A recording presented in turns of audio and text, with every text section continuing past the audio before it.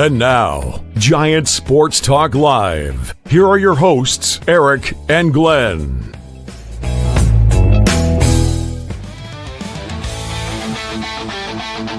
We're talking Giants every day.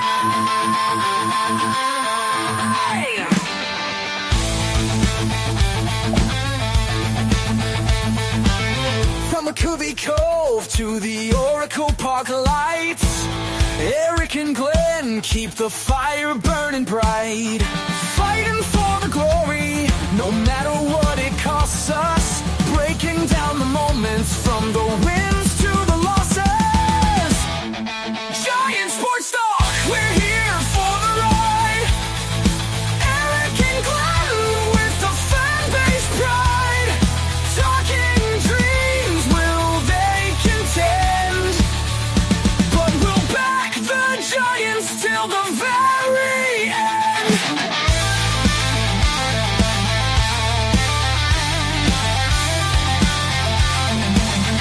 Let's go, Giants!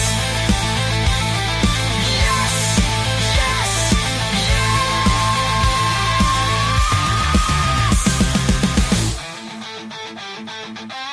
Oh! Eric and Glenn breaking it down, all Giants all the time.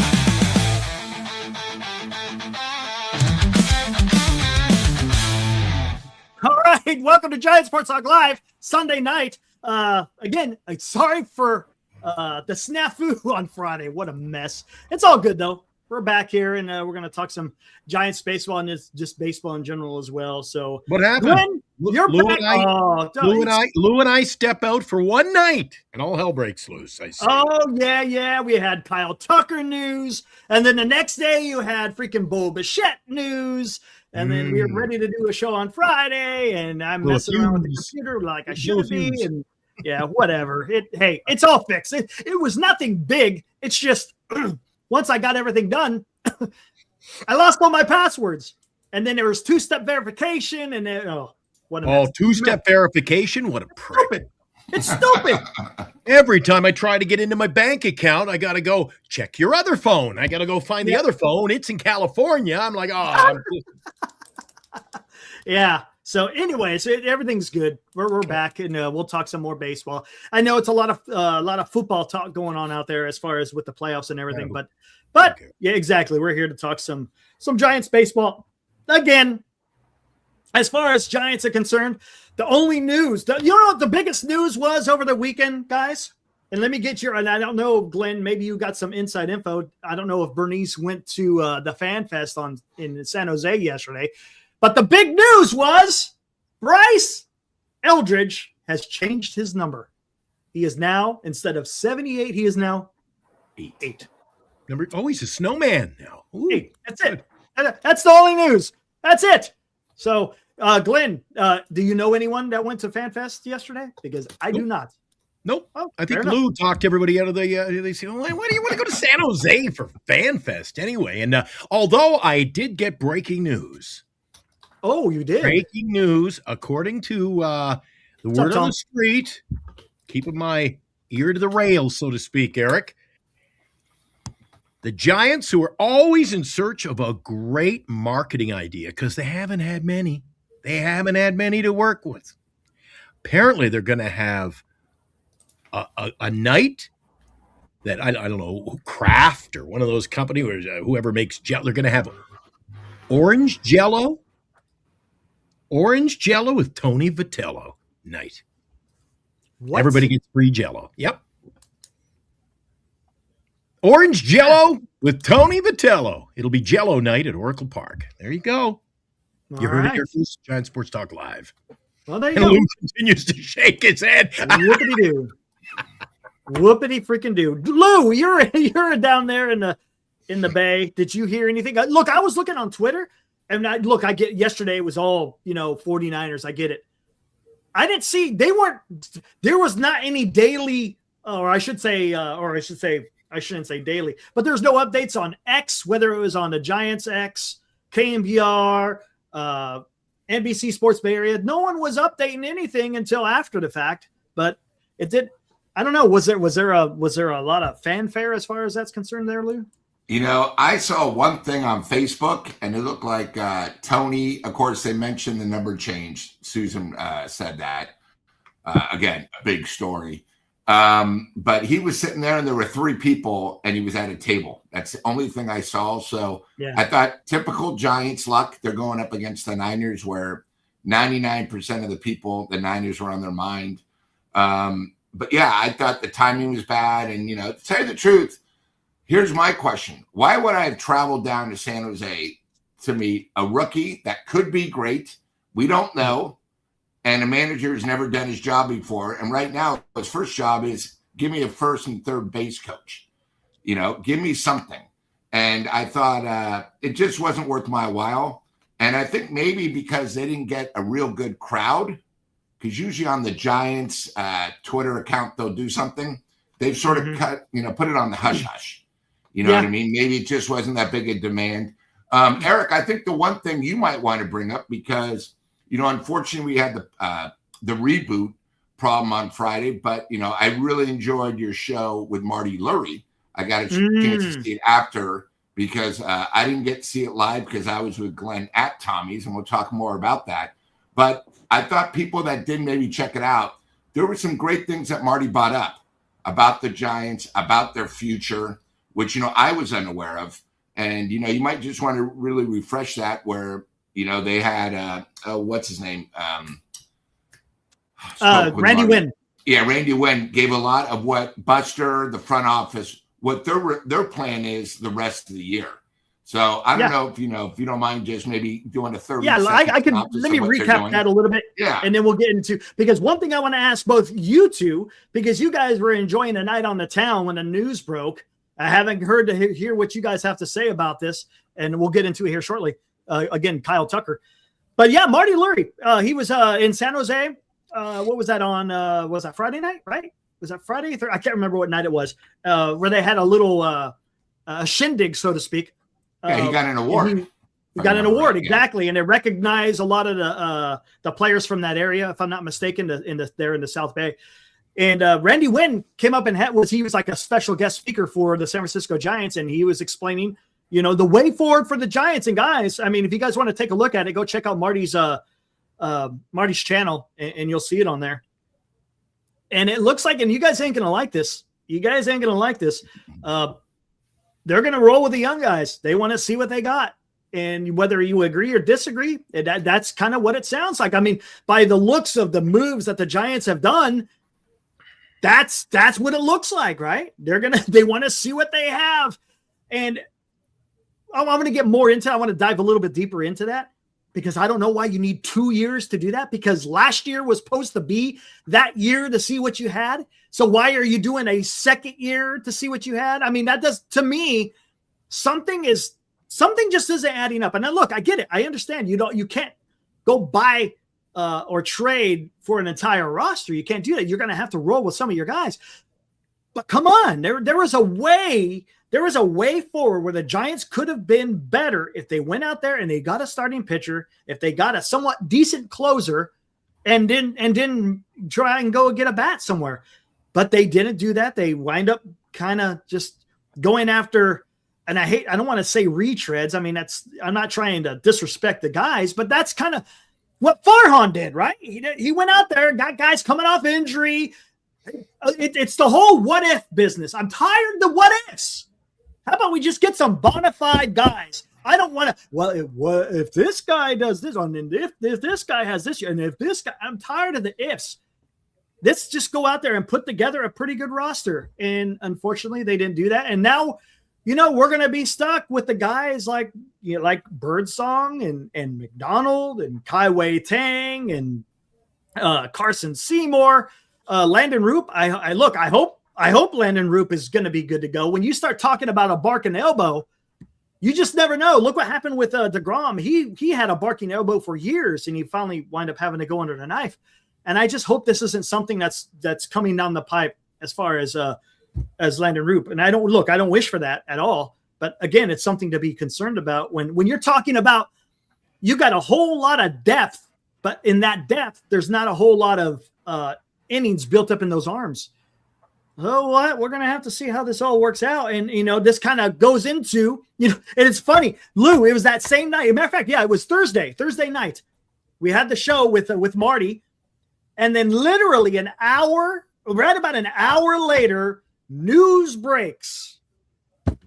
Kyle Tucker to the Los Angeles Dodgers. And let's recap on this a little bit. I had the special show with that announcement. Glenn, what do you make of it? Kyle Tucker, one of the probably the most coveted guy as far as position players is concerned, going to be wearing Dodger blue. Really no surprise to me, Eric. When you really got to it, I thought he was going to the Blue Jays or he thought he was going to the Los Angeles Dodgers. And at the end of the day, if I was placing my bet in Vegas, I probably would have hedged my bet and went Dodgers for the simple fact they got the money, they spend the money, and something you really touched on, Eric, they've got a direction. The Giants don't seem to have the direction. I think that's what you were alluding to. It's a team made up of, I don't know, it's like going into the kitchen. I said on the show last week, I'm not a very good cook. I can go into the kitchen and mix it all up. You might not want to eat it, though. They're throwing in a little bit of this and sprinkling in a little bit of this. And I was looking at the roster, the outfield of McRae is on the roster, and Encarnacion is listed as, of course, an outfielder. You got Lee, who struggled in the field. Should I even mention Ramos and his defensive ability? So defensively, Eric, I mean, it's a snot rocket out there in the outfield. Yeah. To piggyback what you're saying, we're running back the same outfield. We're running back the same infield, right? Now, well, for the most part, I've said and I will continue to say, Eric, that this team, for the most part, you're right, similar to last year's team, but I do believe we've lost a couple of players which actually make this team worse. I don't think we're a 500 ball club. Right now, as we stand right now, I think I said it on the show the last time all three of us were together, 79 wins. You were at 73. I think, Lou, you were at 78, I think, right? Something like that. I mean, that's kind of what we're talking about. Look, and if everything is equal, talking about the roster as far as your starting nine, if that is all the same, but yet the starting rotation, I think, has taken a step back, where are we at? I mean, I don't think we're at. I mean, and granted, look, in the baseball season, it's got to play out. We're all just prognosticating here because we don't. All of a sudden, they could have magic in a bottle and go out and win 95 games. Right? I think they had Eric. I think they had magic in a bottle last year that got them to around 500. I really do. They got off to that magical start, and they rode that right out of spring training. They had, I believe, the best record in the spring training. Then they rode that for about the first 3.5 weeks. They also circled the toilet. Circled the toilet. Exactly. So, honestly, if we didn't have a great start to the year, well, we would have been talking 72, 73 wins. Maybe. Lou, what'd you think of the Kyle Tucker going to the damn Dodgers, man? Well, hopefully you can see this video that I sent Eric and Glenn, and we'll send you guys. I'm getting a little sick and tired of everybody saying the Dodgers are paying for championships or doing this. What it comes down to is the Dodgers have a front office that knows what they're doing. The Giants don't. You have a guy like Andrew Freeman, who is, if you guys remember, was unbelievable at Tampa Bay. He's now with the limited budget.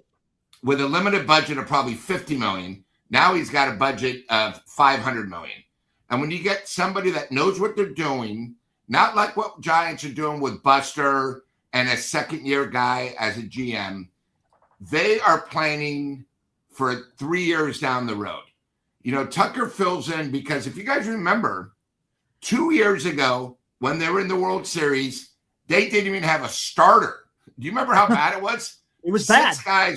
They had 6 guys on the DL. What do? They come back the offseason. They get 3 studs. They have 3 other guys come off the DL. They now have the best pitching.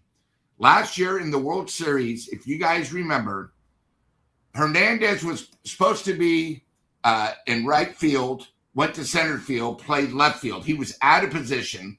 They needed another outfielder because they're getting older. They got Tucker. The other thing about him is what I like them doing is they signed him for 4 years. Okay. It wasn't like an 8-10 year deal, right? They get him because they know 2 years from now, some of their guys, the 1, 2, 3 hitters are getting older, might not be there, and their contracts are done. So what the Dodgers do is they're always thinking 3, 4 years ahead.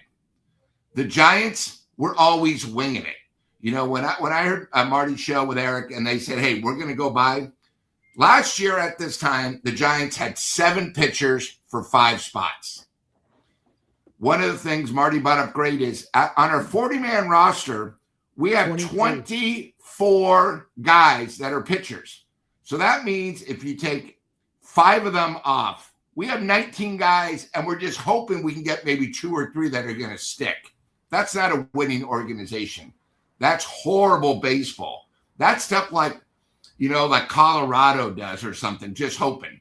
We're the San Francisco Giants, so you have that problem. The other thing is everyone now says, oh, we need a cap. We need a cap. If the roles were reversed and the Giants had Freeman running the Giants, right, and had a budget of what the Giants really have, not what they think they have, we would never complain. It's just you have the best minds running the best team, and that's why they're successful. We have guys that really are not really – trust me, Buster admits, hey, I'm learning on the fly. Mania, yeah, you know what? I'm still learning because it's my first year.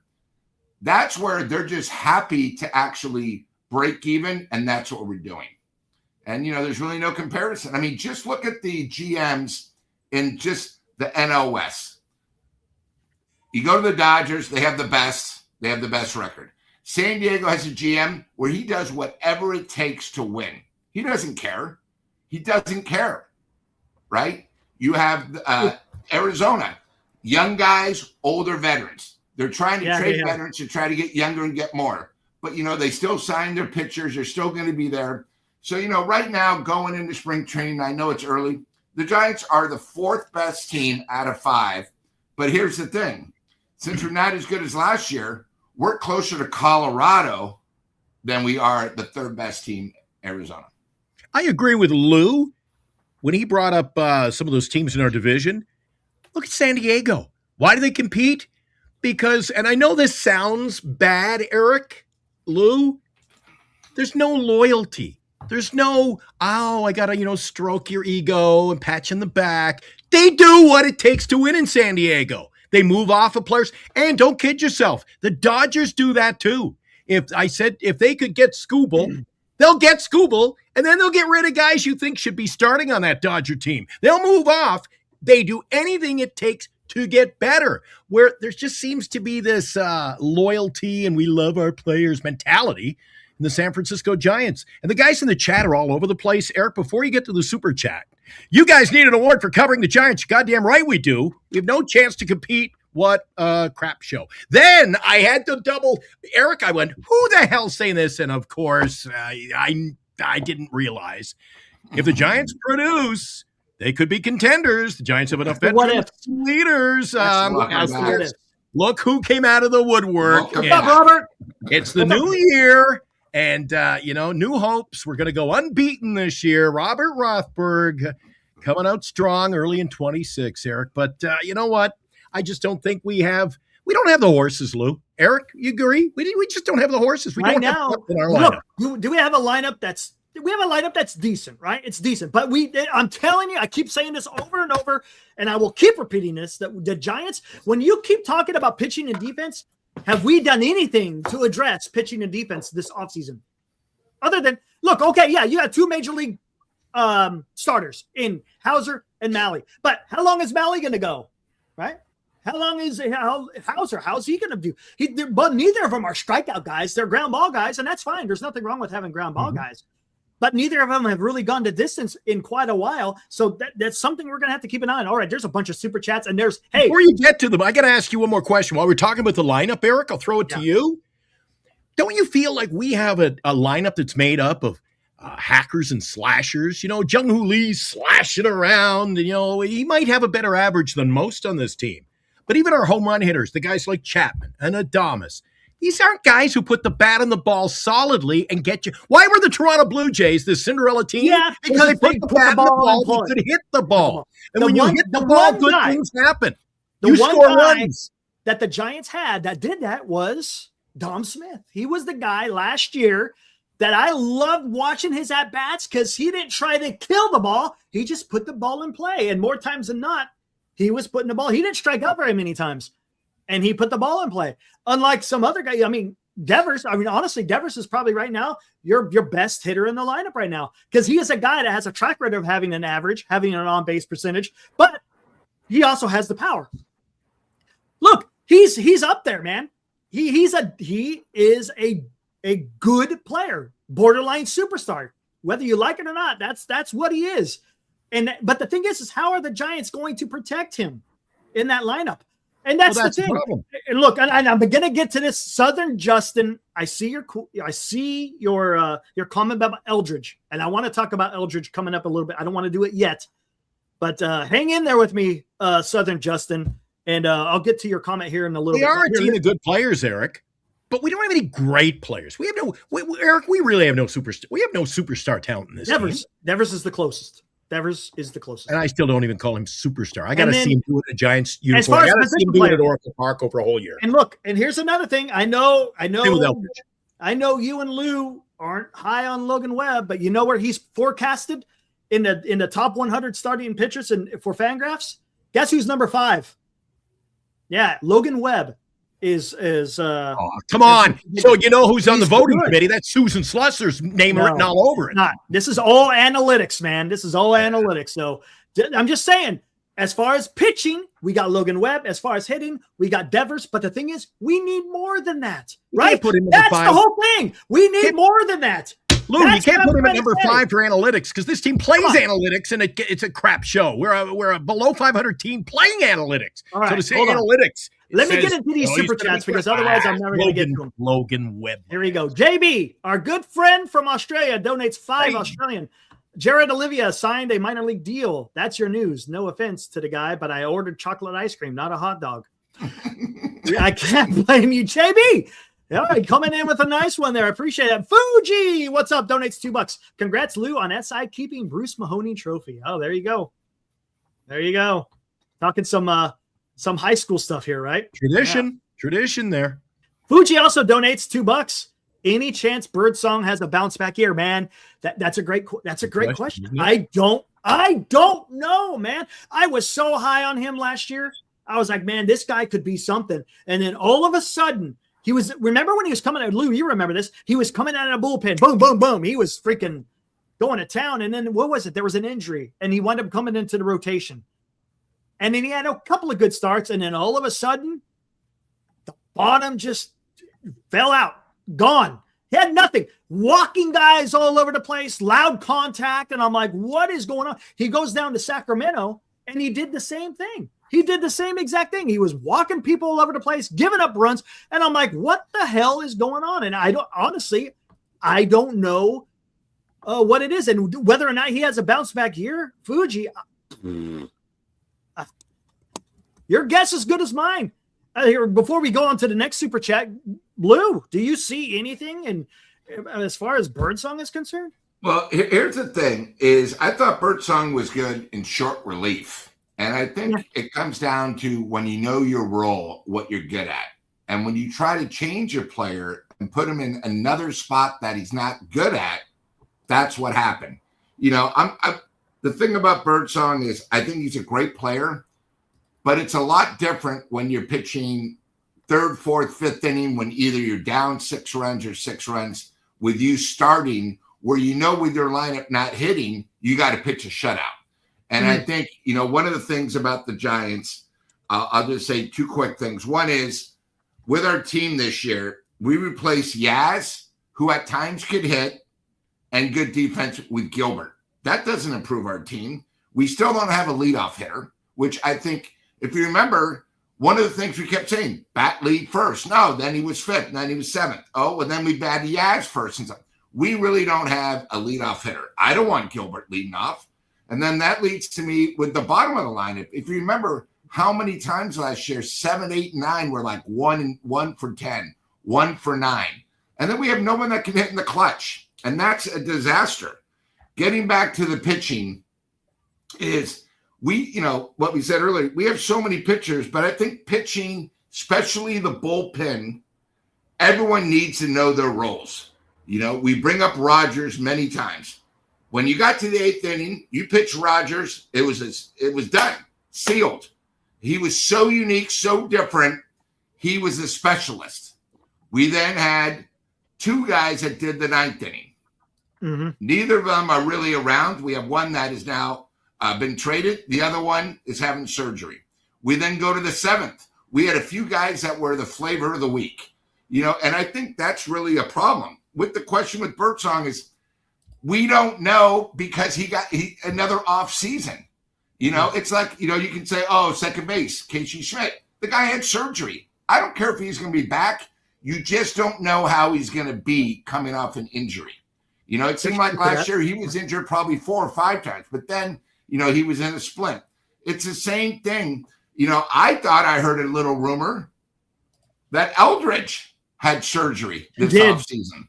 Okay. So we're going from a guy that was the next Willie Mays, Jack Clark, Will Clark. He had a bump in the road. He played for 5 weeks, didn't really turn any heads, but hey, he got his feet wet. But now he had surgery. Okay. Mm-hmm. That scares me. Okay. Because it really gave it hush hush. You know, it hasn't been like, you know, what type of surgery? What was it? The other thing, I'll go back to Eric. I think you brought it up either the other night or it might have been on one of your other shows because you're so popular helping everybody get good, that his defense is worse than last year. Now, is that because is that okay? Is that coming because of his surgery? Is that because they're actually trying him at first base? Well, to me, if your defense isn't working and you're having problems defensively and you have surgery, how in the hell do I expect you to come up to the majors next year and give me 250, 260? You know, everything's a little side back. You know, I know he's young and I know young kids recover good, but to me, those are always like 1 step ahead, 2 steps back. And, you know, it worries me. Same thing with Birdsong. He's a young guy. You know, when he came in 2 years ago, he had the mind. Oh, my God, he had the good stuff. But again, off seasons, what teams do is they look at Birdsong. What are his tendencies? Why was he so good there? Why did he do so many strikeouts? It's tough. That's why baseball is the toughest sport, because teams and the farm systems and everything else, they adapt to you. You know, that's why they have those things when they pull up the cards. They know the tendency of the hitters, right? You know, that's where, you know, you're going to play the guy left and right. Same thing when pitchers going. You know, it's not only that pitchers have the thing, hey, these guys, you know, are good against me or they have my number. Same thing with opposing teams. They have a plan when they go out to face Webb. You know, it doesn't matter. When, you know, maybe Birdsong had a slider that they couldn't hit. Hey, he throws sliders always on the second and third pitch. Let's just look for the first pitch of fastball. And if, as Eric said, he had a problem where he sort of started walking guys because the other opponents adapt to him. So, you know, with Birdsong, it's a big question mark. You know, I know he's young, but we, again, have to realize he might only be a guy 3 or 4 innings. Well, I don't want a guy like that to be my 4th or 5th starter, you know, because that's not what he's good at. You got to put people in the right spots. And that's what a good manager does. And, you know, a president of operations. Yeah.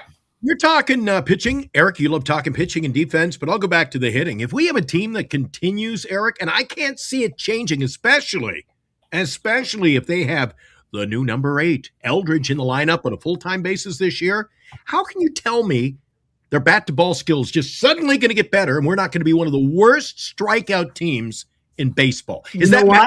I know what they're going to do. Only going to go hocus pocus. I found the magic wand and I'm going to fix it in the off season. That's exactly what they're doing. Glenn, you hit the nail on the head. That's exactly, I think, what the Giants are banking on. They're banking on Tony Vitello to come here and work some magic with his coaches. That's what I think they're doing. What else? I mean, look, right? What if they're not out there getting the talent? And to this point, even if they get one bat, does that make the difference of where the rotation may not be exactly where it needs to be as it was last year? That's what I'm saying. We're in a weird predicament here as far as San Francisco Giants, and I want to get more into that here shortly because there's also other news out there. But real quick, Fuji says, "Are you able?" Thank you for the $2 again, by the way. Are you able to apply for Giants media credentials? I'm not even too wild. I kind of like being independent, right? You know what I'm saying? Sometimes you have to get a credential. You may have to play the game, and why play a game? You know what I'm saying? Would it be nice? Don't get me wrong. It would be nice. But why go jump through hoops and barrels when we just could come on here almost whenever the hell we want and talk about whatever we want and not be subject to outside influences, if you know what I mean. Senior, he's asking, can you talk about the TV or about the Dodgers TV deal? The only thing I know about the Dodgers deal, right? They signed it back in 2013. It's an $8 billion TV deal, but it's lasting 25 years.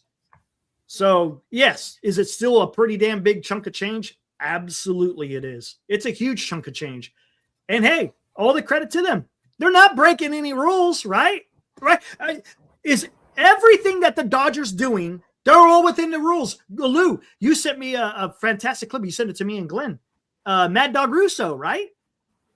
He's out there and saying, look, is it bad for baseball what the Dodgers are doing? He said yes. But are they playing within the rules? Yes. And that's what he said. If you want to change it, well, you're going to have to change the rules. And that's not going to be easy. I'm telling you, that is not going to be an easy thing to do. We'll see how it all pans out at the end of this upcoming season. But yeah, how much did you say that TV deal with the Dodgers? How much? $8 billion for 25 years. And the Giants is worth $50 million per season. Yeah. So yeah. See, and I think they average out to $300 million. I think it's like around $330 million. But again, Eric, if that's, you know what? It's similar to a stock market. It's logical. If you got the product, it's got a value. It's got a value. Yeah. No. Right? Hey, Eric and Glenn, the one thing we haven't really spoken about, we were talking about pitching, and I think the chat hasn't brought this up yet because maybe they don't know.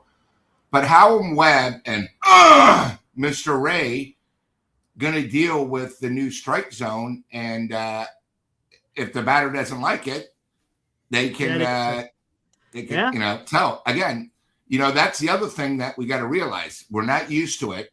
We don't know how pitchers are going to be affected. But, Ray always seems to have problems, with his yell and everything. And he's not pinpoint, because he really throws fastballs. But, say he goes a couple things where he can't find the strike zone, then he gets one, and then all of a sudden the guy appeals, it's a ball. It's going to be a new game this year, where a lot of people are really going to have to adapt. Good point. That's a great point, Luke, because this is going to be a unique season as far as strikes are concerned. Now, does it make these umpires a little bit more a discerning eye?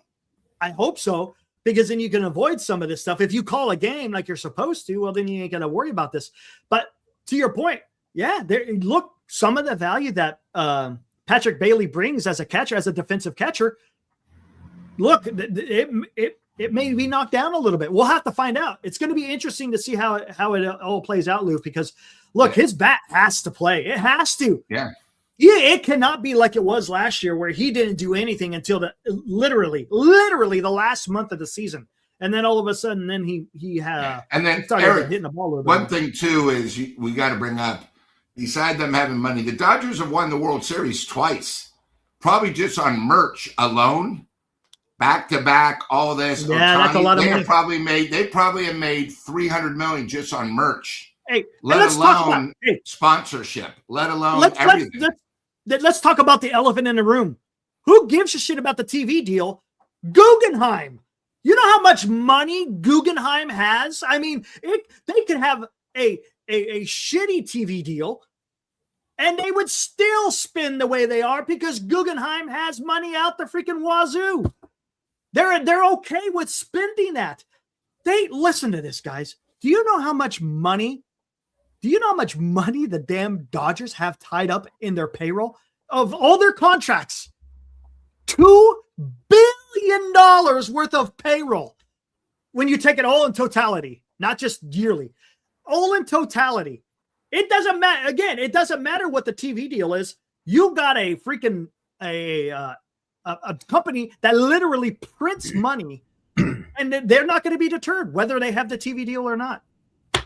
They've got the deal and they've got the product. But yeah. I was just looking at the list. regionally. I mean, 50 million, at least we can turn on our regional channel and see the games. How about this? Cardinals, Braves, Reds, Tigers, Royals, Angels, Marlins, Brewers, and the Rays all lost their TV deals. Yeah. What is going on when Major League? Oh, well, hey, it's going to change because matter of fact, Rob Manfred talked about it. They're talking around 2030. I think that was the date they gave. Look, this is going to probably move, but they're talking about the MLB taking over the rights for TV as far as clubs are concerned. So there's going to be some. What does that mean? People in the country you don't have good internet service. You're not going to be on internet. Hey, tonight on the Mystery Channel, can the Giants beat the Brew Crew? That's what it is, Eric. Yeah. We're watching True TV and the Mystery Channels. And I mean, the Hallmark Channel is going to have the game of the week next. It's crazy. Or what? I tell you, nuts, dude. Maybe I grew up in a good era, 70s, 80s. That was baseball, Eric. Everything was good. It was on TV. Everything was great. Now it's just it's like a horror story. And now with the lockout pending next year, a strike, everything's. I can't tell you what. Hey, Southern Justin, are you still out there? Hang with me, man. I'm going to get to you because we got to talk about this as well. Bo Bichette. I thought Bo Bichette was going to be going to the Phillies. The way it was sounding, hey, he's going to be a damn Philly. We were talking, maybe he's going to go back to Toronto, right? Glenn, you thought maybe he was going to go back to Toronto. His best bud is there. Well, hey, money talks. Speaking of which, guys, you can even get into that real quick. Kyle Tucker, $60 million annual average. How about that shit? Anyways, so he's getting, is he getting like 42? I think Bo is getting like around 42 annual average. I think that's where it is. I can't remember. I could be wrong. Forgive me if I got the numbers wrong. But he's going to go to the Mets. Now, here's the thing. Did the Mets need another infielder? Where are they going to play Bo Bichette? Do they play him at third base?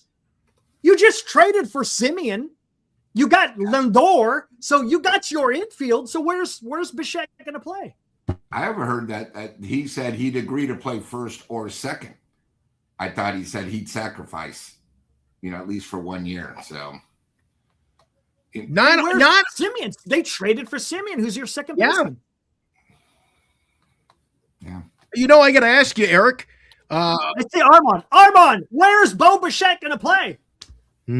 But Eric, riddle me this. After everything I just said about the TV deals and play, do you think, and where's Marcus? Where the hell is Marcus, Eric, when I need him? These players get all the money. They're worth billions. Are these guys worth 42 and 45 and 50 million for 6 months of playing baseball, Eric? Dude, it's crazy. These short-term high AAVs are insane. The world's going to hell in a handbasket. Dude, don't. Guy cures cancer. He's going to get $500. I'm telling you, Eric. Dude, don't even get me started. Don't even get me started. He's going to play third base. You know what Marcus's feelings have been the last 2 years fighting me on that issue. Oh my God, they should get more. They should get more in their, the revenue share. Oh, the owner should give it all. It's the players who make the money. Like, they make more than enough money already. So now let me go back to this, and this is what I keep saying. It doesn't matter what contract is signed today, because today the deal is going to be chump change as compared to 2 to 3 years down the road. Look at Willie Adames. That's a bargain. That's a bargain. $180 million for 7 years. That's a freaking bargain. Do you think in 8 years we'll be saying that the Ohtani deal was a bargain? Yeah, they will. They will. Oh. Matt Chapman extended for freaking 6 years for 151, something like that. That's a freaking bargain. Uh-oh. They even agree. San Francisco's finest even somebody agreed. Called the cops. Yeah, it's like, robbery, Eric. Highway robbery. I mean, this is just absolutely freaking insane, some of these contracts. And look, and you know what? And Lou, you talked about this earlier, talking about the Tucker deal. Why did he go to the Dodgers on a short-term deal when he could have probably gotten into maybe a 7, maybe even a 10-year deal somewhere else? You know why? Because he's going to win a ring or 2 or 3 by going to Los Angeles. And on top of that, it may not be long-term, but the guy is getting some freaking cash, man. He's getting You know, some on a cash. shorter deal, let's look at it, Eric. Brilliance. Again, it goes back to having a good guy in your corner working out these deals with the teams, right? But you get him, it goes there. Everything you just said, Eric. Champion. I can't see them not winning another World Series Dude, in the lineup. come on. He's going to make the money. If he puts up good numbers, a shorter deal, Eric, he's going to go out and make more money. Yeah. He'll make more because it goes up and up and up. I don't think they're worth what they're getting paid. And here's another thing. You've taken off because when he is in Chicago and to a certain extent, a little bit with Houston, he was kind of the guy. In LA, you don't have to be the guy because nobody you got does. They're an all-star team. It's an all. We talked about this, dude. Before the Tucker, we said that this is an all-star team, and now you got freaking Tucker in this line. My God, Shohei, Mookie Betts, Freeman. You know, they're doing it. Tucker, they're going to do away with the Will All-Star Smith. game. It's going to be the best of the baseball against the Dodgers in the All-Star game. It's nuts. It'll be more. And did you guys see what the Dodgers where they were going to bat him? Where are they having him? Cleanup? Second. So do you know what that means when he's hot? Who are they going to have to pitch to? Yeah, They're going to have to pitch to Ohtani. Oh my God! They're going to move Betts to third. So again, all part of the process. An all-star team, Lou. Yeah. This is just absolutely incredible. And look, I don't want to piss on the Dodgers fans' cornflakes, Okay, Eric, but this is getting out of hand. It is, but let's go back to Bo Bichette. So now you got, hey, the Mets have got a lineup. They ain't got pitching worth of shit. Armand, you're traveling down familiar roads. Look, Mets have got a hell of a lineup because now you got Bo Bichette in there. You got Soto. You got Lindor. You got I don't know what Vientos is going to do. Alonso's gone, but I like Bichette better than Alonso. I'm sorry. Yes, we needed a second baseman, Eric. Well, not enough. Obviously not enough because. Oh, and look, here we go. We're going perfect because now it's a perfect segue. Yep. Because now how do the San Francisco Giants respond? Right. Let's get to the crux of the things. We got the Dodgers. Look, the Dodgers are in our own division. You could say the hell with the division for. And here's another thing. I hate to break it to you, and I don't mean to go down another path here, but if you think the Dodgers, it's just going to be a couple of year things and then they're going to fade away, that shit ain't happening. The way the Dodgers are operating is going to be here for quite some time. And I'm telling you, if you think that you can wait this out, if other teams within the division think they can wait this out, you're going to be sorely mistaken because you're going to either have to compete or you just say, whatever. Whatever. And if you want to throw your hands up, hey, that's your prerogative. That's your team. You can do whatever you want. I don't like it, but I mean, what are you going to do? Robbie Dizzle sent me a text message while I was in travels. You know, I actually sent Eric a picture of the big board in the Calgary airport. That was delayed, freaking delayed. I said, here we go. I got to sit for like 9 hours in the airport. Didn't get home like 2:30 in the morning. Robbie Dizzle keeping me up to date. He goes, Eric's talking some good. Well, of course, Eric steals the show when we're not here, Lou. But you were on, and apparently you said on Thursday night that, and maybe you'll, refresh me on the whole situation. But aren't the Giants saying, yeah, what you got is what you got, and we could get even younger? Yeah, and that's look. I'm telling you right now, as far as the San Francisco Giants, what you see is what you got. I don't honestly. We're talking about trade, right? We were talking about trades. Maybe that's a path that the Giants go. I got a feeling that the price, and here's the thing. I don't think the Giants, they don't want to trade away prospects and they don't want to spend money. So where does that leave you? Where does that leave you? It leaves you in exactly where they're at right now.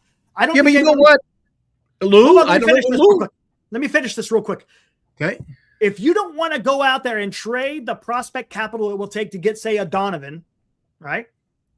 If you're not going to spend the money to get a pitcher or spend the prospect capital to get a Freddie Peralta, by the way, who's now rumored to possibly be going to the Dodgers, right? What the hell is that? Why do they need a freaking another starting pitcher? But whatever.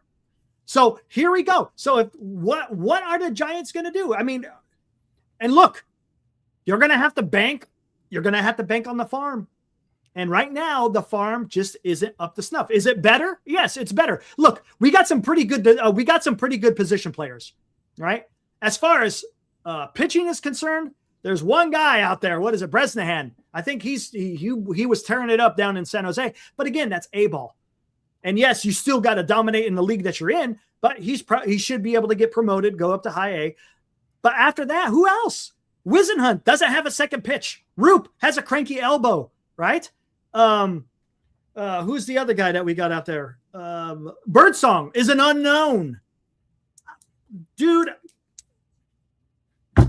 this is tough. And this is the one thing that I wanted the Giants to do. At least go get a bona fide freaking starting pitcher.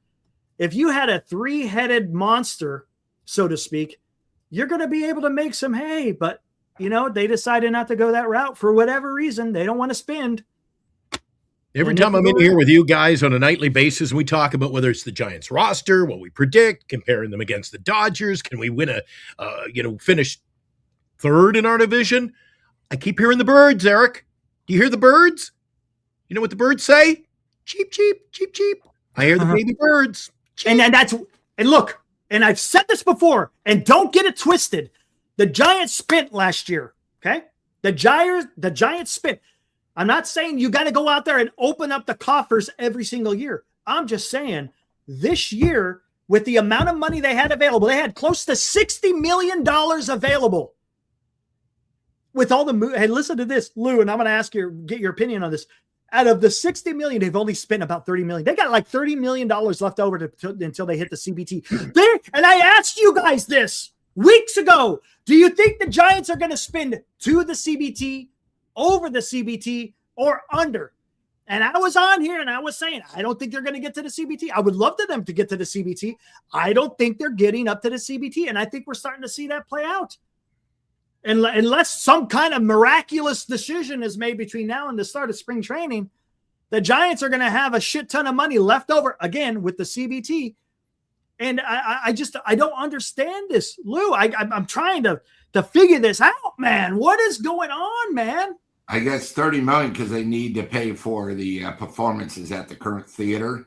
And, plays these days cost money. It's not free production all around. Probably have to redo the arena theater because it hasn't been redone in 25 years. Sales are down. Yeah. So, no, Eric, I think you bring up a great point. But the thing is, it's not that they haven't spent it. It's the money they spent, who they spent it on. I would have rather they maybe spent $30 million on one person. I look at the Bo Bichette contract.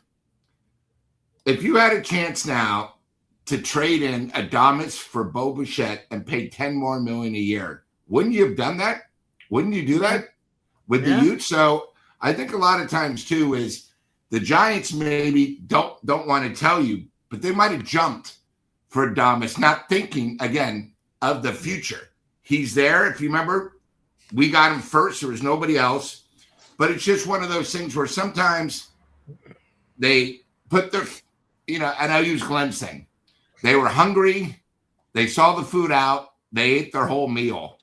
Now they got to stick with it, And the problem is, they've spent money, but look at their 5 contracts, and I'll include Jung-Hoo Lee. Because of those 5, if they would have only have done 3, they'd have money to actually help the team more. But now with these big fat 5 contracts, they're stuck. They can't move.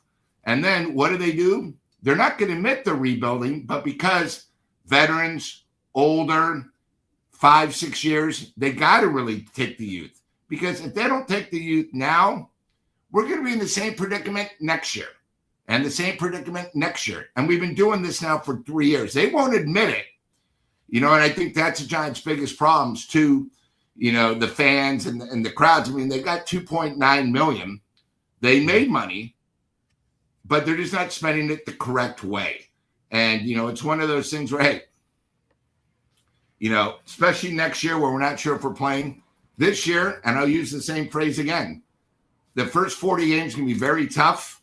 Mm-hmm. If it doesn't go well, you have excuses. Oh, we played the youth. They're getting better. Just give them time. Oh, well, we have Tony V. He's new. He's adapting. Oh, it's Buster's No. second year doing it. Look, I'm just saying they have a lot of excuses. preemptive strike. Fans don't want that. bro, I'm telling you something right now, Lou. I am sick and tired of excuses. Excuses after excuses. Whether it's, oh, it's this guy. Oh, it's that guy. Oh, we can't do it because of this. Oh, we can't do it because of... Stop. Look, okay, let's talk about this. You want to talk brass tacks? How many professional baseball teams are in the San Francisco Bay Area? One, right? One. How big is the media market in the San Francisco Bay Area? You know where they're ranked in the nation? Ninth. They're ninth in the for media market. Not for coverage. Okay, they're ninth in the media market. You're the only baseball team. And then where are you on as far as the richest we'll say the most richest in LA baseball? You're fifth. So you're fifth in all the major league baseballs or baseball clubs out of 30. You're fifth. You have the ninth largest media market, and you're the only game in town. What's going on here? Why can't you take advantage of that? Maybe they take that. Maybe they take it. Maybe they are taking it for granted, Eric. We're the only game in town. They'll come out. They'll buy our product. I don't like to have to get this way, but my God, dude, it just pisses me off, man. Because you see it. It's out there. It's not like this is secrets. My God. It pisses me off, Eric, to build on that. It pisses me off that the fans buy into this. And look at this. Now look at this and tell me this doesn't piss Glennie off, Eric. I'm in the chat looking at this. Why spend? Why spend while the Dodgers 3 or 4-peat? Posey's smart. Eric, why the hell would you turn on watch baseball with an attitude like that? Oh, well, let's just show up Eric, shut her down. Giant Sports Talk Live will return in 2029. Maybe we'll be competitive. You can't don't play like that, Eric. No, you know what, though? That comment pisses me off. You still got to go. Eric, if you're working at the Underdog radio station, you still got to go and play the records. You got to still try to do your best. Yes, absolutely. But here's the problem. God. No, Glenn, I'm going to tell you something. I don't agree with it, right? But I can't blame them because people are distraught because they see what the Giants have done over the last, let's say, the last 7 years. It's been pretty damn meager with the exception of the 2021. It's been pretty shitty, right? And then on top of that, you see the Giants going down, the Dodgers are going up, and boy, they're not just going up, they're going through the freaking roof.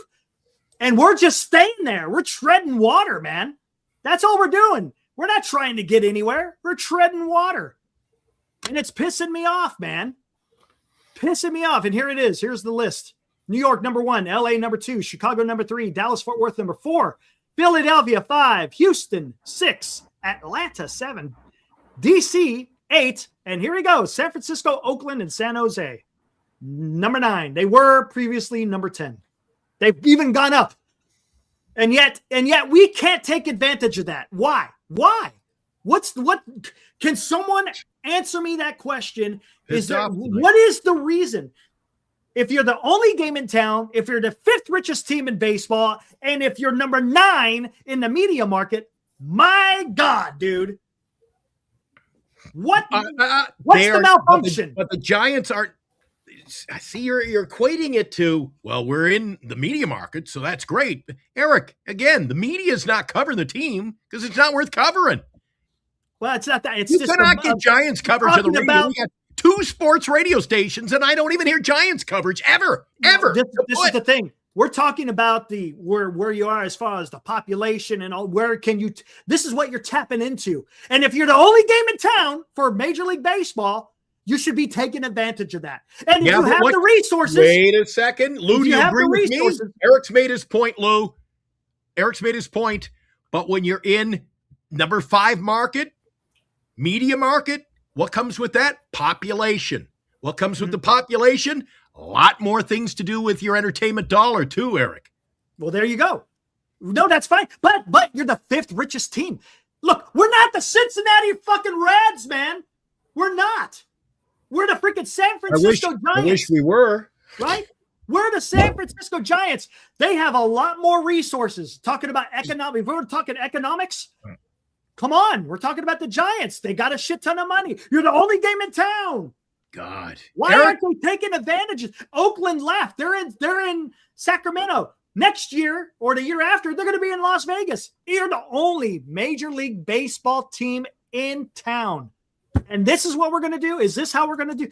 Look, I hope there's a corner that's going to be turned. Go for it, Lou. Yeah, Eric, the team that I think of the most is the St. Louis Cardinals. When they're doing good, they actually draw from 3 states. Yeah, they do. That's why they draw over 3.5 million people. Now, their team got older. They realized they got to shed. They admit to the fans, hey, guys, we're rebuilding. It works. Give us a couple years, but come out and have fun. The Giants never admit that. They're living off something that happened 10 years ago. The other thing Eric brings up, Glenn was bringing up about what Eric said about that. You got to put a product on the field that people want to come, because everyone's going to come to the ballpark once or twice. But if you have a good product, it goes from 2 to maybe 5, and you might bring somebody with you. The Giants, if you have a product that's sort of boring, no superstars, it's sort of like how, and I'll use another sport right now. The Warriors still are a great team, but when Steph does not play, those tickets drop 75% because they're there to see one guy, somebody, an incredible player. The problem is the Giants, on a scale 1 to 10, average player being 5, we probably have Devers about a 6.5. Webb probably about 6.5. When you look at these other teams that are good and you draw, they have guys that are like 9s, 9.5s, where you can go and, I'll use Glenn's phrase from last year. Patrick Bailey hits an incredible inside the park homer. It's all over the news. Yep. He goes to the next game and he's on the bench. Afternoon game. Yep. And the next day. So it's one of those things. And Lou, keep going, but you're well aware of that situation. And what did I tell you? There were people in the row behind me. They were there with Dean. Dean and I were at that game. There were people behind us. They bought tickets. They came to the game. Why? I want to see this guy, Patrick Bailey. So again, another screw up by your beloved San Francisco Giants, not knowing how to take advantage of the market and the situation at hand. I don't. It's the same thing, and we'll just talk about the FanFest. The FanFest used to be an experience. Used to have an Oracle Park. There'd be 10,000 to 12,000 fans. You got to see the dugouts. You got to see the locker rooms. It was the first time you could buy tickets for the season. People got fired up. You made an event, and it led right into spring training, which led into opening day. Now they do it. Tickets go on sale in October. They have tickets on sale for December. They had the FanFest now. Now they're selling tickets for June, July, and August. What they've done is they've gotten sort of greedy, and it's really hurt the Giants overall. Because, like I said, the FanFest, they're having it at the ballpark. You get to see Oracle. They have the new food. It really built up to something good, which was sort of the start of the baseball season. You can't have a FanFest like yesterday where you're still in January, where the team isn't in the news. It was sort of like a lost cause. They probably said, like I said, they were doing the FanFest at Oracle, 12,000. They were lucky to maybe have 300. Sort of a waste of time for bringing all the products. Tony V's first thing, you get to see the fans. He sees a couple hundred. That's it. I thought San Francisco was a Giants town. Why are we doing it in San Jose? Why are we doing it at the same time where the Niners have the playoffs? It's like, wait a minute, you know what I mean? And it sort of gives a bad thing. And, the last couple of weekends, the Giants really haven't been in the news. When you have these opportunities, you got to make them last, because this is one strike. Now, the next FanFest is in 3 weeks. Is it going to be the same thing? Oh, it's the same weekend as Super Bowl. Okay, well, there's another check. Got to do it where you can do it and make it worth your while. That's all I'm saying. And you know what else, Eric? Danny Boy says, the fans are going. So, the team isn't really even raking. They're not raking in the oodles and oodles of dollars here, Eric. Bernice and I just bought 25 games at home next year. You know what I spend on my tickets? Keep that in mind, Eric. Lou probably knows because he's seen the spreadsheet over the holidays. 25 games, Eric. It's a lot of baseball. Cost me $125. Well, there you go. A night at the movie theater cost me about $80. So $5 a game. I'm going to 25 games for $250 for our family, Bernice and I. We're going to Eric. You tell me the Giants are making money doing that, and then they don't spend it. They don't. That's why they're charging $5, Eric, because of the product. If you have a product, you charge more. No, you're right. You're right. That's a fact. John C. No $5 tickets in LA, Eric. John C. I haven't seen you in a chat before. Maybe I have. I think I've seen that big boy before. Again, welcome back to the chat. It says the real dog in a Major League Baseball has to be Chicago, third market, is the third market, and put shit teams out there. Well, you know what? They're kind of changed. They're turning the corner now. We got to remember Chicago has 2 baseball teams. They got the White Sox, who suck, and then you got the Cubs. But look what the Cubs are doing. They're out there spending some damn money. They spent, if you want to say capital on prospects, they got rid of their top prospect to get Edward Cabrera. They spent money on Alex Bregman. You got some young guys. I mean, you spent money on Imanaga. You spent money on, say, a Suzuki. So the Cubs are kind of turning the corner. They got a pretty damn good team. So, I mean, granted, in the past they haven't spent all that much, but lately they're starting to turn the corner. Talking about the Chicago Cubs, so a little bit different than what the Giants are facing. For the simple fact, you're the only game in town, man. What a night! What a show, Eric! What a show! I take a few days off. I'm going to be rested up. Come back to this crap. You know what I need? I need a margarita. Let's go. You want a margarita? I'll give you a margarita. Pour me a cold one, Eric. There we go.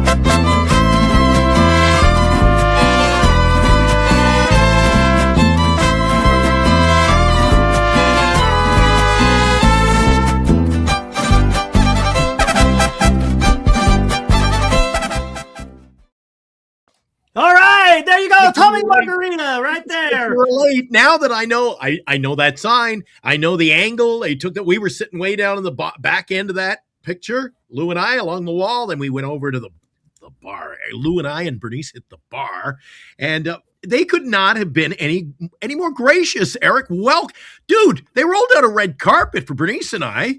Nice. Hey, look at that. Look at that. That's pretty damn cool. We were on the big, but we were on the we were part of the playbill for the evening. We were on the marquee. We were on the marquee. And of course, then I got to spend about 2, 3, maybe 4 too many hours with my old pal right there. Oh, my bad. There you go. Hey, look at those guys.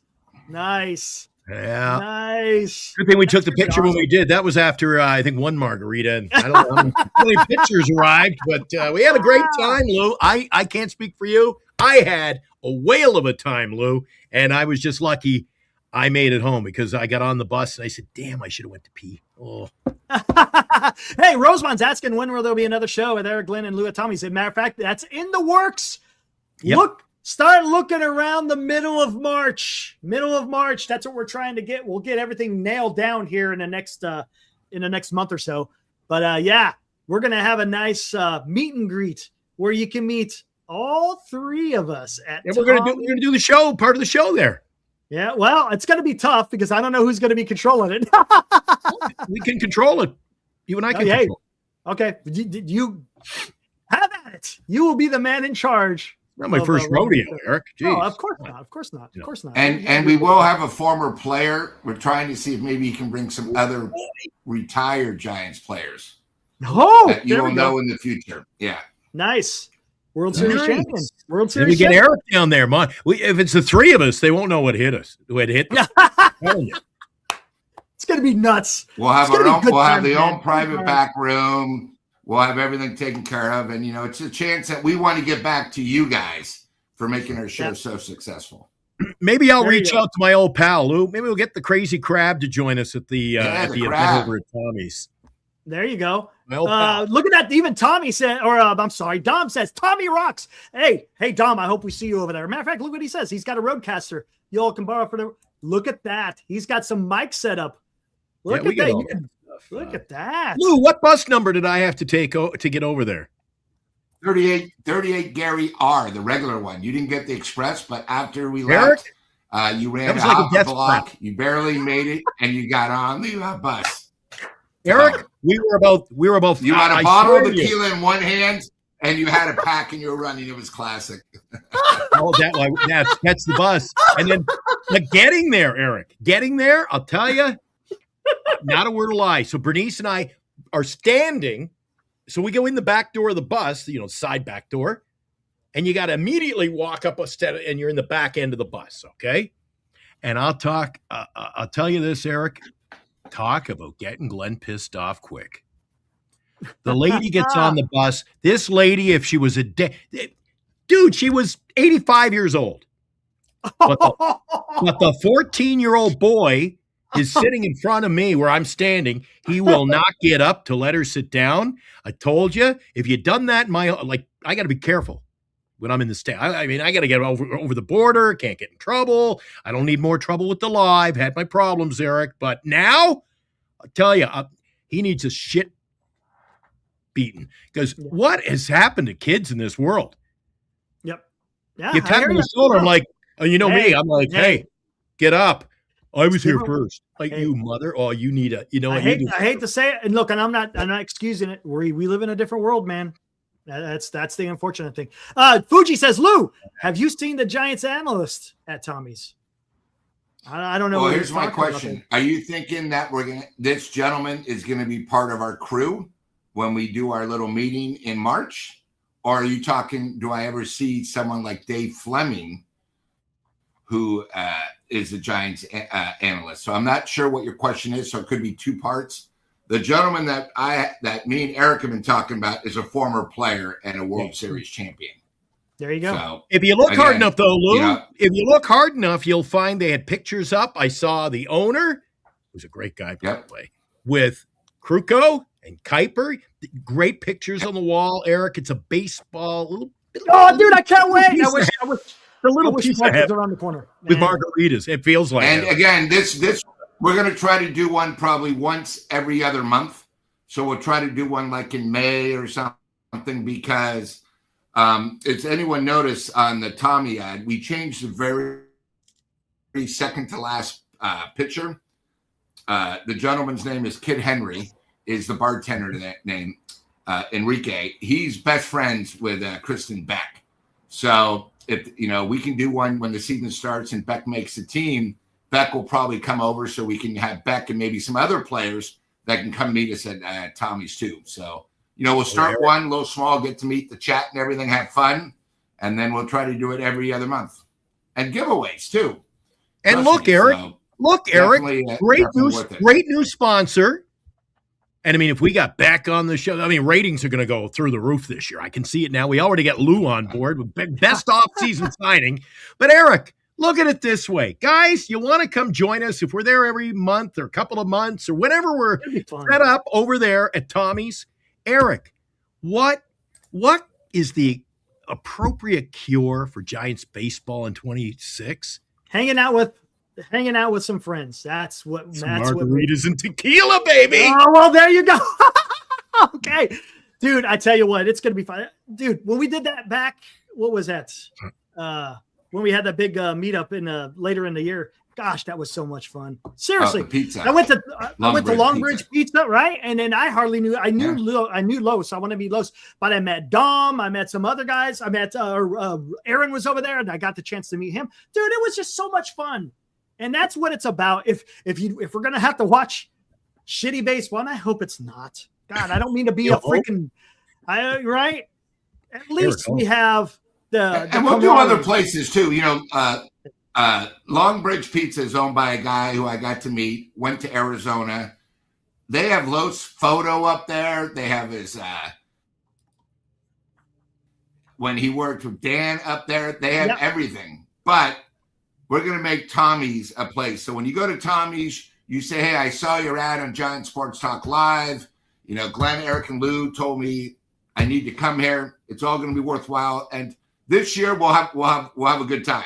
We'll do different places too in the city. And what we'll try to do is, through my connection of the Giants, is maybe we'll do a game where it might be like a day. Because you got to remember, I want Eric and Glenn to come. So Eric has to drive a little bit. Maybe we'll do like a Thursday or Friday night where I'll get 20 tickets in the bleachers and we'll hang out. Have fun as a group. Because I there we go. Some sort of hard. Lou's gonna don't let him fool you. He's getting 20 tickets in the first row by the dugout, Eric. Yeah. Dude, I'll tell you what though, honestly, that would be a blast. My back is probably going to be aching, but that's okay because that will be a lot of fun, man. God, look at Lou. It sure will be. Lou is something else. Look, hey, do you guys want to hear a story, Glenn? You're talking about a bus. I got a great bus story, and it has to do with a senior citizen as well. Do you want to hear this? It's kind of weird. Go ahead. Story time. So yeah, before we get out of here. Okay. So I had a similar incident but it didn't have to do with a young buck. It had to do with me. I had to go to the MEPS, Fresno. I had to go to Fresno, California for MEPS. For those of you who have been in the military. For meth? MEPS, MEPS, Military Processing Center, something like that, or something like that. So you got to go there for all your appointments and stuff so they get you ready to go in the military. It doesn't matter what branch. Everybody goes through MEPS. I think the only MEPS around here now, I think, is in Oakland. So, but the way to get there is you got to take a bus. So on the way back home, grabbed the bus, and sitting right next to me was a very old gentleman. I mean, this guy was old. You said that lady was about 85. That's about how old this guy was. The guy was frail, skinny as all get out. And I was like, all right, well, this guy shouldn't cause any problem. So I'm sitting there. And during the trip, this guy starts rocking back and forth. Walking back. I was like, what the fuck is this guy doing? What is this guy doing, man? It was weird. So I was like, man, there's something going on with this guy, and I don't know what it is. I hope it's nothing crazy. So he's sitting there, right? Back and forth. This motherfucker, excuse my language. He takes off his shoe. Right? He takes off his shoe. He pulls off a sock. He pulls off a sock. He had a gnarly looking foot. Right? Right. I'm looking down. I was like, what is this guy doing? He's taking off his shoe. I don't know why you're not on another seat by now, but that's. So what does he do? He takes the sock, he brings it up to his mouth, and he upchucks in his sock. He upchucks in his, and I'm like, oh God. What am I? And I can't get up and move because it's a moving bus. So you can't. So I'm just sitting there and I just lean up. Thank God I had an aisle seat. So I'm not leaning over. And the guy and then he rolls it up, puts it in his pocket. And I was like, this is the gnarliest thing I've ever witnessed. Greyhound. There you go. There's my Greyhound. Dude, you know what the moral of the story is before we sign off, Eric? Nasty. The moral of our stories tonight are, guys, over the course of the year, we do appreciate your super chats. It makes the channel what it is. It helps us out. And it keeps Eric and I off the welfare transit. God. Oh, real quick before you get, hey, I meant to show. Senior sent me this. For those of you guys who want to check it out, go follow KFC Barstool. Again, it's a video talking about the Dodgers, the baseball lore behind how one couple's divorce led to the MLB rushing a sale of the Dodgers to avoid bankruptcy court, which perfectly coincided with a new TV deal, which provides LA with a massive financial advantage and probably leads to an inevitable work stoppage in 2027. So if you guys want to go take a look at it, again, this guy breaks down the whole TV deal and the bankruptcy. And again, those are the McCourts. You guys remember the whole story about that with the Dodgers. That was kind of a bad time for the Dodgers. And so if you guys want to go take a look at it, Again, go follow KFC Barstool, and they will break it all down for you. Funny, isn't it, Lou? A bad time for the Dodgers, a term we don't hear anymore. Yeah, I know. No, they look, hey, that's just what we have to deal with. That's the reality, man. And again, I don't know what the Giants are going to do. I don't know if they have any trades in their pocket. I don't think they do. I think this is what it is, man. Well, maybe the season will get better, Eric. You could ride the Greyhound bus, look for more guys. Maybe you'll find shoeless Joe Jackson on the bus. Maybe. Hey, you never know. The guy looked like he probably came from that era. Let's get the hell out of here, huh? That's I'll be here all week. See you guys tomorrow. When are we back? Hey, guys. Wednesday? We're Eric, back are we Monday. back tomorrow? We're Monday, back tomorrow. tomorrow. Oh, it's a doubleheader. This is taking place because of Friday's shenanigans. All is well. So we'll come back tomorrow and we'll do it all over. What the hell are we going to talk about? They may catch on by halfway through the show that we're just going to replay tonight's show. Just saying. All right, let's get out of here. Lou, Glenn, it was fun, man. Let's go do this again tomorrow night. We'll see you guys tomorrow, 8 o'clock. Woo!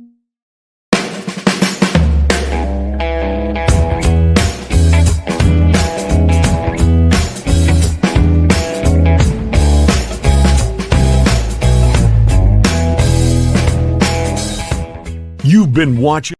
Whoa. Stop the tape. Hold on. Dom, holy crap. I gotta hit this. Dom donates $20. Hashtag fire Manfred. He's ruining baseball for years to come. That's him. Hey, I cannot blame you for that. But we appreciate that $20. Man, look at Dom coming through. And Eric takes an Uber tomorrow. You get to take an Uber. This is great. But hey, Dom, you're not wrong, man. I don't think, and I talked about this on Marty's show. Go check out Marty's show. I asked Marty, is Manfred a baseball fan? I don't think he is. Anyway, Dom, thanks again, man. Appreciate it. Let's do this again. We'll see you guys tomorrow. Woo!